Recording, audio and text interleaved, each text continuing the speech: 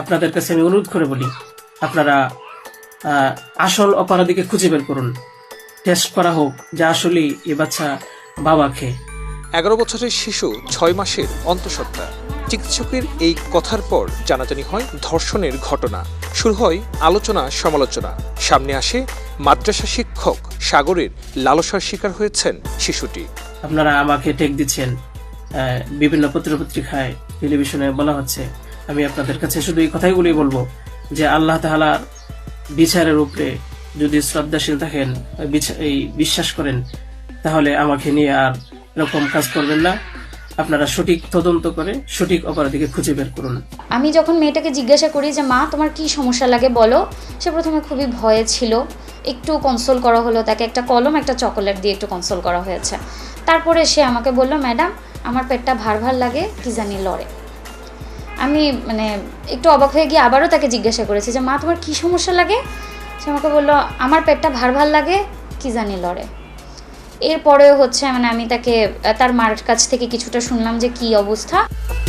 ভুক্তভোগী থানায় মামলা করলে নিজেকে নির্দোষ প্রমাণে সামাজিক যোগাযোগ মাধ্যমে ভিডিও বার্তা দেয় অভিযুক্ত শিক্ষক, কিন্তু তাতেও শেষ রক্ষা হয়নি।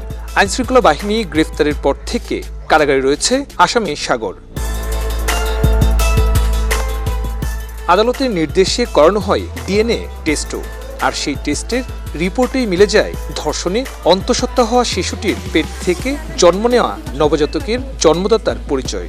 ডিএনএ রিপোর্টে পজিটিভ আসছে ওই যে ধর্ষিত শিশু, তার গর্ভে যে জন্ম নেওয়া শিশু, তার পিতা হিসেবে এই যে আমানুল্লাহ যে হুজুর, তিনি 100% নিশ্চিত হয়েছেন। তার মানে ওই শিশু ধর্ষিত হয়েছিল, এটা 100% কনফার্ম।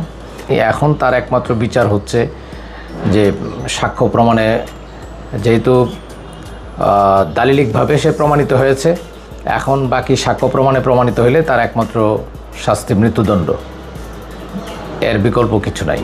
মাদ্রাসা শিক্ষক আমানুল্লাহ সাগর নবজাতকের বাবা। সুশীল সমাজের প্রতিনিধিরা বলছেন এই ধরনের ঘটনায় নিশ্চিত করতে হবে আসামির সর্বোচ্চ শাস্তি। আজকে যে ডিএনএ মিলল, এখন আপনারা জাতির কাছে কি বলবেন? জাতি তো এখন আমাদের উলামায়ে কেরামদেরকে নিয়ে, আলেম উলামাদেরকে নিয়ে হাসাহাসি করছে।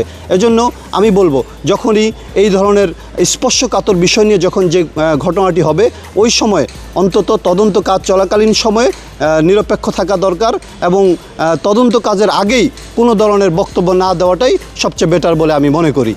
চার্জশিট প্রদানের সাথে সাথে দ্রুত সময়ের মধ্যে যাতে ন্যায় বিচার পায়, তাহলে আমাদের সমাজ থেকে এই যে ধর্ষণের মতো ঘটনা এগুলি কমে আসবে, কারণ একটা দৃষ্টান্ত তৈরি হবে। আর যদি এই কোনো ফাঁক পুকুর দিয়ে আসামি কোনোভাবে বের হয়ে যায় এবং সাজা কম পায়, তাহলে আরও কিন্তু এই সমাজ থেকে আমরা যে ধর্ষণ, নারী নির্যাতন বন্ধের জন্য যে আমরা দীর্ঘদিন ধরে আন্দোলন করে যাচ্ছি, সেটা ব্যাহত হবে।